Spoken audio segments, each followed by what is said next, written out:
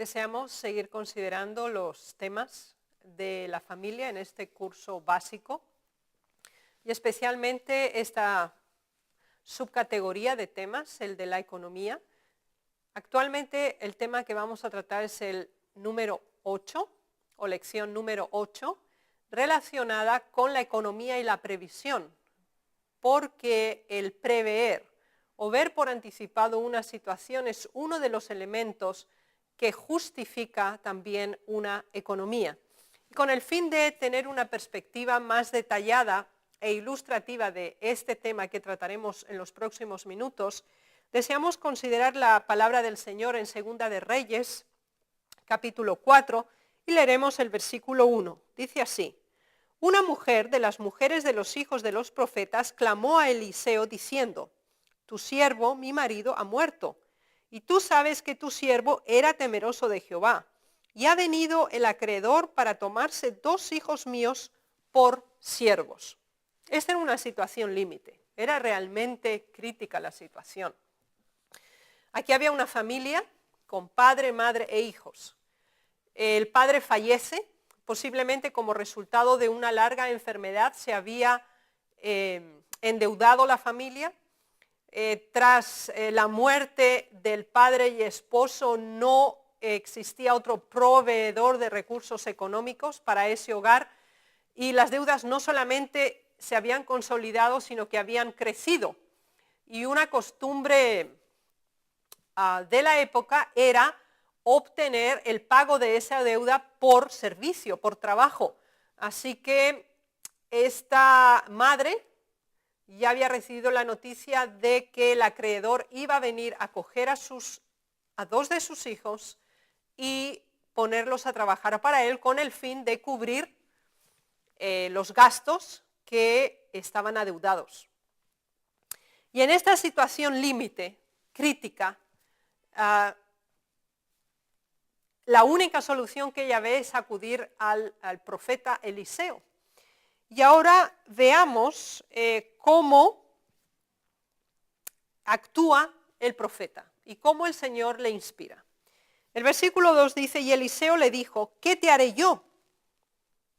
Así que, bueno, ¿qué esperas que yo haga? Y ahora viene la parte fundamental. Dice: declárame qué tienes en casa. Y ella dijo: tu sierva ninguna cosa tiene en casa sino una vasija de aceite. Fíjense qué interesante. Esta mujer estaba en una situación desesperada. Había perdido a su esposo y ahora iba a perder a sus hijos.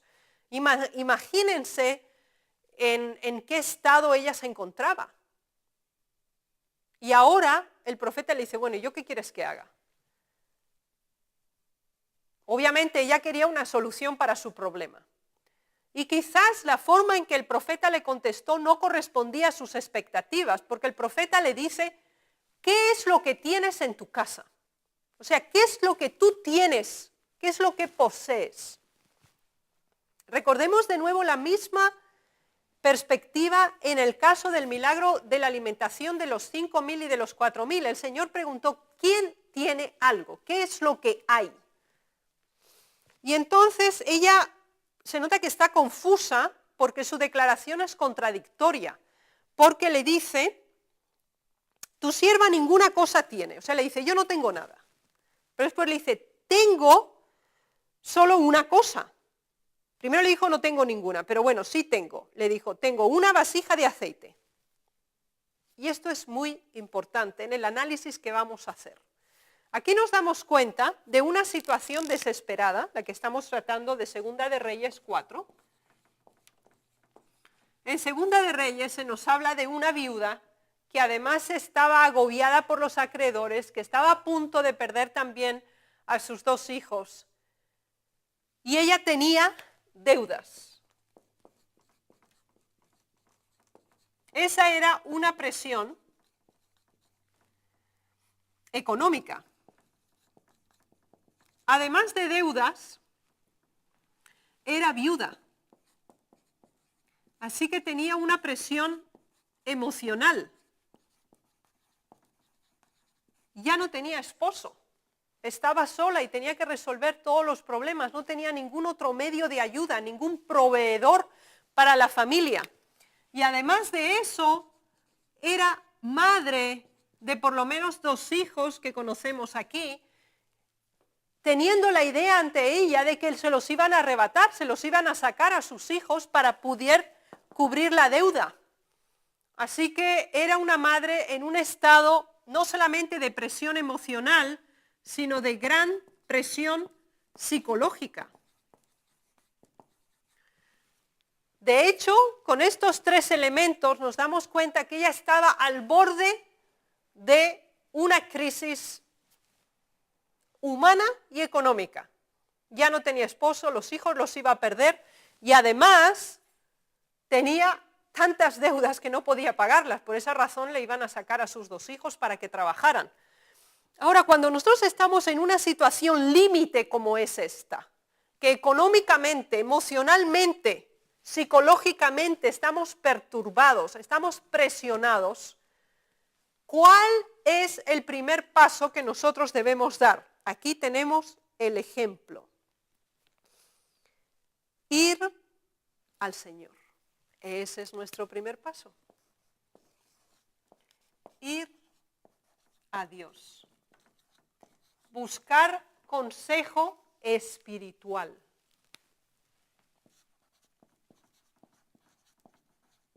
Buscar consejo espiritual. Y bueno, Eliseo, el profeta, le dice, ¿qué te voy a hacer yo? Tu esposo ya ha muerto, sobre esto no puedo hacer nada. Que tú tienes las deudas y yo no las puedo pagar. Tampoco él tenía el dinero. Y si te van a sacar a tus 2 hijos, ¿yo qué quieres que haga? Posiblemente ella esperaba, bueno, aquí está el dinero, o se va a hacer un milagro. Vamos a ver cuál es el segundo paso. ¿Cuál fue la solución divina que recibió a través del profeta? Declárame qué tienes en casa. ¿Qué tenía que hacer? Introspección. ¿Qué tienes? Es la pregunta. ¿Qué tienes? Según ella, tal como vemos la respuesta, le dice, y ella dijo, tu sierva ninguna cosa tiene. Así que la respuesta inmediata fue, no tengo nada. Pero dijo, oh no, momento, sí tengo. ¿Qué es lo que tengo? Una vasija de aceite. Recuerden de nuevo el milagro de los 4.000 y de los 5.000 de la multitud. Los discípulos decían, no tenemos nada, solamente hay unos panes, unos peces. ¿Y qué es esto para esta gran multitud? ¿Qué era una vasija de aceite para esta gran deuda que era tan costosa y tan alta que requería que fueran sus 2 hijos vendidos como esclavos para cubrir el pago? Así que era realmente significativa la deuda, muy importante. Así que ella decía, yo no tengo nada. Y ahora el profeta le hace una pregunta que le hace volverse hacia sí misma. Y realmente dijo, bueno, sí, tengo una cosa.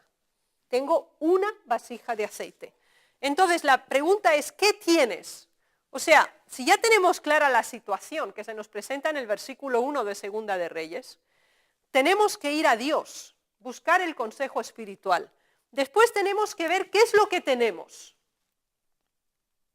¿Qué es lo que tenemos? Quizá tenemos nuestro propio trabajo, quizá tenemos cosas que podemos vender. Ella lo único que tenía era una sola vasija de aceite, lo cual era insignificante para cubrir esa deuda. Entonces, primero es ver qué tenemos, de qué disponemos. Y no es que es nada. Ella localizó que tenía una vasija de aceite. Entonces, el tercero es valorar la posesión. Es decir, ¿qué es lo que tenemos? Quizá tenemos un automóvil, quizá tenemos una casa, quizá tenemos nuestra profesión, quizá tenemos el servicio que podemos prever, sin proveer, siempre hay algo. Y aquí por lo menos había una cosa. Y ahora viene el plan. Y el plan es así. El versículo 3. Él le dijo, con esa vasija, valorar la posesión. Y le dijo, ve y pide para ti vasijas prestadas de todos tus vecinos, vasijas vacías, no pocas. Entra luego y encierra tú y tus hijos, y echa en todas las vasijas, y cuando una esté llena, ponla aparte. Entonces, este era el plan. ¿Cuál era el plan? Usar lo que ella tenía. Ella tenía solo una vasija, solo una. Eso es lo que ella tenía. Su capital era una vasija de aceite. Y entonces el plan, ahora se realiza el cuarto punto, que es el plan de rescate.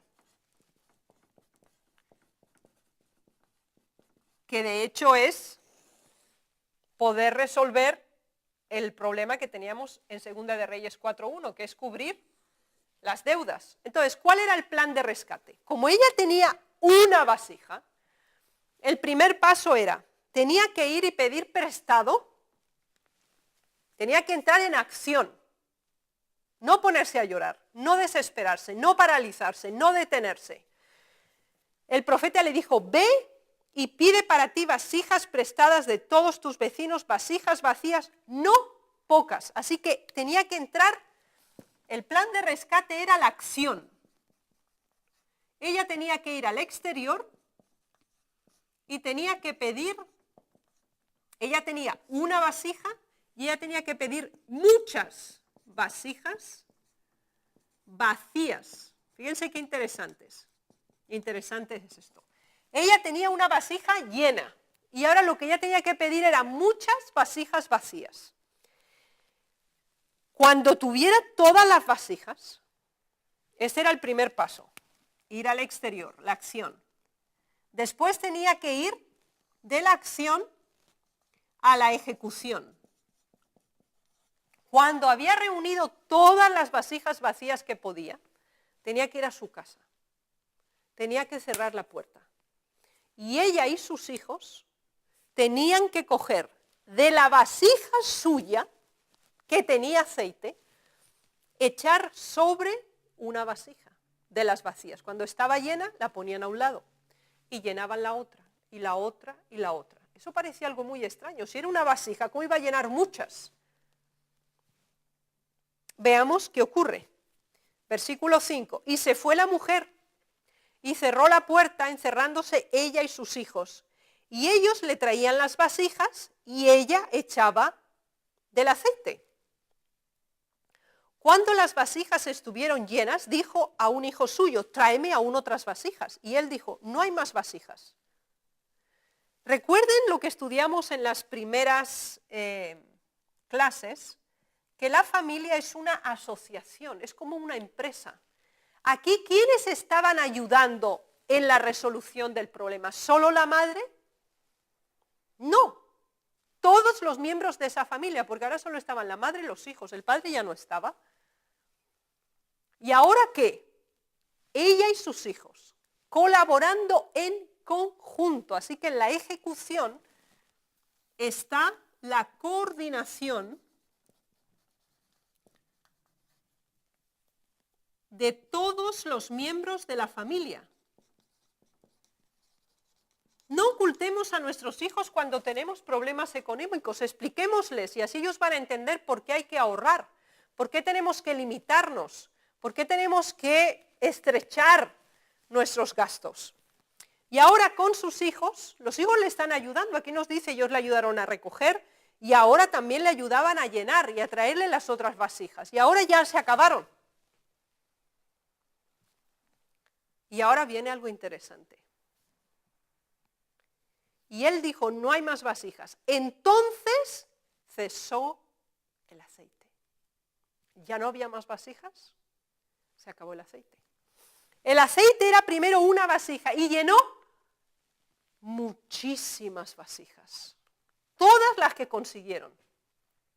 Bueno, entonces aquí ya lo habían ejecutado el plan, la casa estaba llena de vasijas con aceite. Y entonces ahora se van al profeta otra vez. El versículo 7, vino ella luego y lo contó al varón de Dios, el cual dijo, ve y vende el aceite y paga a tus acreedores y tú y tus hijos vivid de lo que quede. ¿Cuántas vasijas creen ustedes que llenaron? Centenares, yo creo. Porque ahora viene la redistribución. ¿Cómo iban a hacer? Y viene el quinto punto. Y entonces, ¿qué le dice el profeta? Ve y vende. Ahora tenía que vender.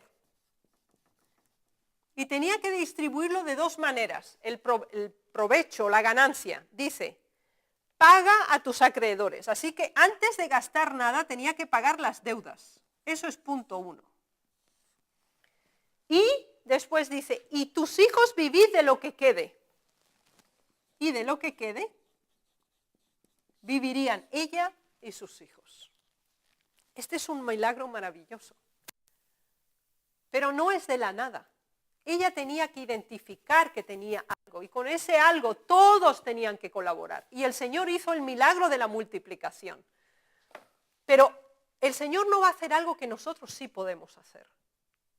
Identificar lo que tenemos, administrar lo que tenemos, pagar nuestras deudas y prever lo que vamos a necesitar. Vayamos ahora al espíritu de profecía. En el Hogar Cristiano, páginas 360 y 361, se nos dice que deberíamos ahorrar sistemáticamente.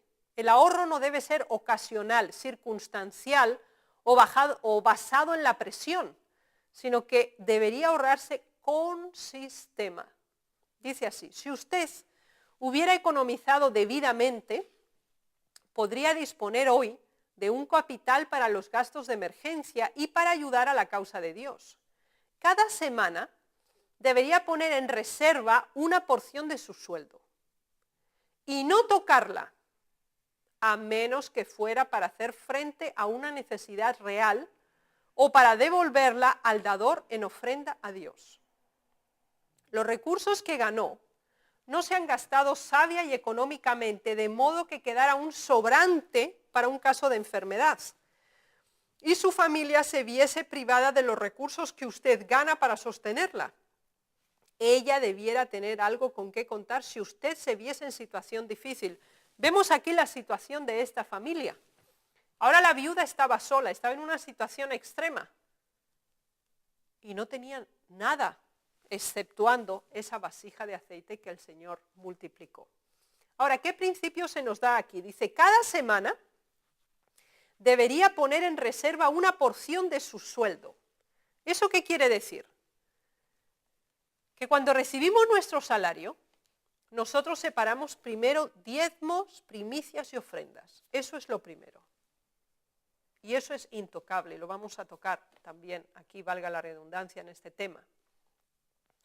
Pero también hay que apartar una parte para un caso de enfermedad, para una emergencia, para una situación extrema. Especialmente los padres de familia deben pensar que si ellos faltan, ¿qué va a pasar con su familia? Tienen que prever que si ellos no están, ¿quién va a cuidar de su esposa? ¿Quién va a cuidar de sus hijos? ¿Cómo va a continuar la vida de la familia?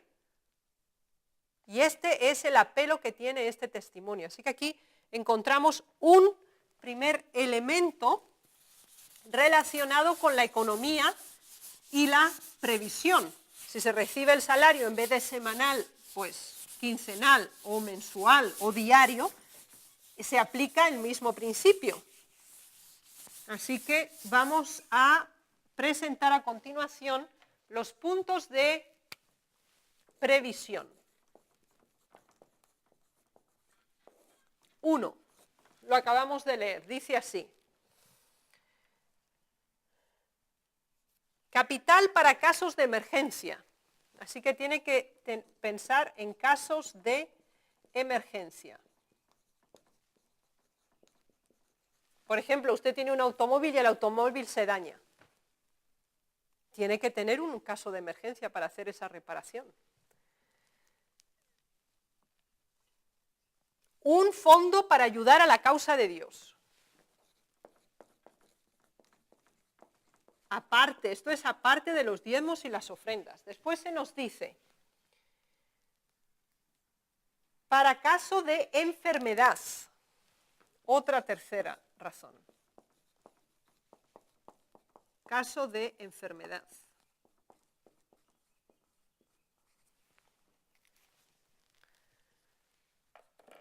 Y se nos dice, no tocar ese fondo. Dice, cada semana debería ponerse en reserva una porción. Esa es una porción del salario. Dice, cada semana, página 361 de Hogar Cristiano, cada semana usted debería colocar en un lugar seguro 5 o 10 dólares que no se habrían de usar sino en caso de enfermedad. Obrando con economía, puede invertir algo que le reporte interés. Mediante una administración sabia, puede ahorrar algo después de pagar sus deudas. He conocido una familia, y este es un ejemplo interesante, he conocido una familia que recibía 20 dólares por semana y los gastaba hasta el último centavo, es decir, vivir al día. Tanto tengo, tanto me gasto, ya.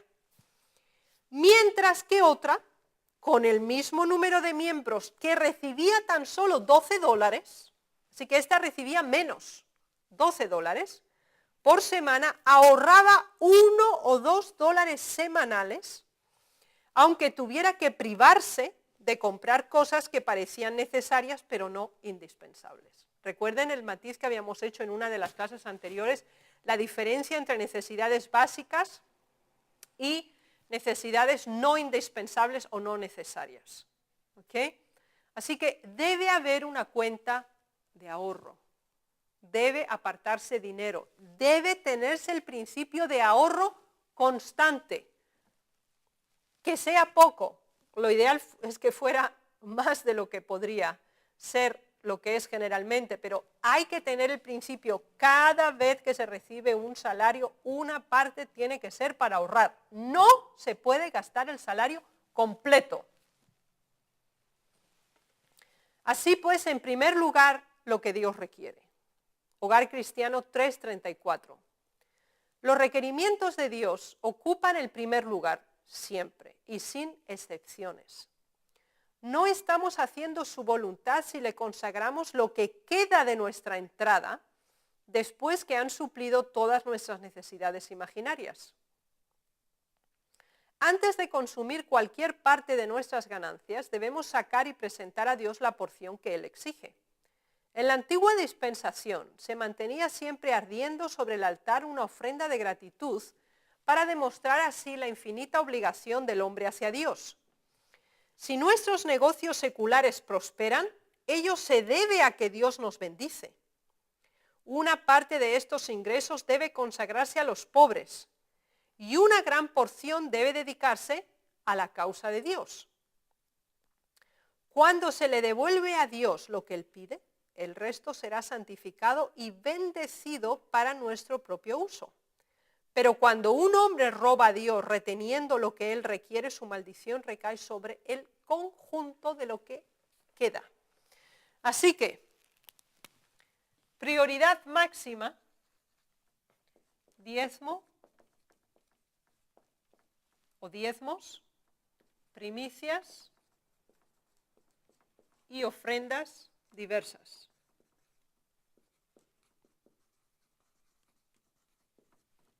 Esto es fijo. Este no es negociable, no es cuestionable. Los casos de emergencia, otras ofrendas para la causa de Dios y también hay que apartar para casos de enfermedad. Debemos recordar a los pobres. Para que representemos el carácter de Cristo, toda partícula de egoísmo tendrá que ser expelida del alma. En el cumplimiento de la obra que Él confió a nuestras manos, será necesario que demos cada jota y tilde que podamos ahorrar de nuestros recursos. Llegarán a nuestro conocimiento casos de pobreza y angustia en ciertas familias. Y habrá que aliviar a personas afligidas y dolientes. Muy poco sabemos del sufrimiento humano que nos rodea por todas partes, pero Al tener oportunidad para ello, debemos estar listos para prestar inmediata asistencia a los que están bajo severa presión. Al despilfarrar dinero en lujos, se priva a los pobres de los recursos necesarios para suplirles alimentos y ropas. Lo gastado para complacer el orgullo en vestimenta, edificios, muebles y adornos, aliviaría la angustia de muchas familias pobres y dolientes. Los mayordomos de Dios han de servir a los menesterosos. De nuevo, se insiste en la valoración de los gastos que hacemos. Dice, lo que se gasta para el orgullo, para la vestimenta, para los edificios, para los muebles, para los adornos, que son innecesarios. Ese dinero debería ser puesto aparte y concederlo y darlo a aquellos que no tienen ni lo más imprescindible. Si tengo 2 pares de zapatos o 3, ¿por qué tengo que tener 20 pares de zapatos? 7 pares de zapatos cuando hay niños y adultos que no tienen zapatos o que nunca se han puesto zapatos en su vida. Por eso valoremos siempre la proporción y la necesidad. La costumbre de dar, que es fruto de la abnegación, ayuda en forma admirable al dador. Le imparte una educación que le habilita para comprender mejor la obra de aquel que anduvo haciendo bienes, aliviando a los dolientes y supliendo las necesidades de los indigentes. Así que el remedio de Dios para la codicia es dar. El acto de dar es un desprendimiento que ya mentalmente se produce, porque primero desarrollamos la idea de que vamos a donar o de que vamos a dar o que vamos a regalar algo a nivel mental. Y es una forma de liberarnos de nuestro propio egoísmo. Así que el dar es un acto pedagógico. No solamente tiene una influencia positiva sobre nosotros mismos, sino sobre nuestros hijos, que les estamos enseñando a compartir, a ceder parte de lo que consideran, entre comillas, necesario, a otros que sí realmente tienen una necesidad vital. La práctica constante del plan divino de la benevolencia sistemática, se refiere a los diezmos y ofrendas y primicias, debilita la codicia y fortalece la benevolencia. Cuando aumentan las riquezas, los hombres, aun los que profesan la piedad, aferran su corazón a ellas y cuanto más tienen, menos dan a la tesorería del Señor. De modo que las riquezas hacen egoísta a los hombres y el acumularlas alimenta la codicia. Son males que quedan fortalecidos por el ejercicio activo. Dios conoce nuestro peligro y nos ha rodeado de medios destinados a impedir nuestra ruina. Requiere que practiquemos constantemente la benevolencia, a fin de que la fuerza del hábito de las buenas obras quebrante la fuerza del hábito adquirido en la dirección opuesta. Así que es un método pedagógico para la formación de nuestro carácter y la práctica del mandamiento amarte a ti mismo como a tus semejantes en el acto de dar. Al no preocuparme de yo tener más o de yo poseer o de cubrir mis necesidades, que ya son necesidades imaginarias, que no son reales ni en lo más mínimo vitales, en función de promover y ayudar a otros. Así que el Señor nos ayude a tener principios básicos relacionando la economía con la previsión. El Señor bendiga su palabra y bendiga todo esfuerzo en el favor de su causa. Es mi deseo y oración. Amén.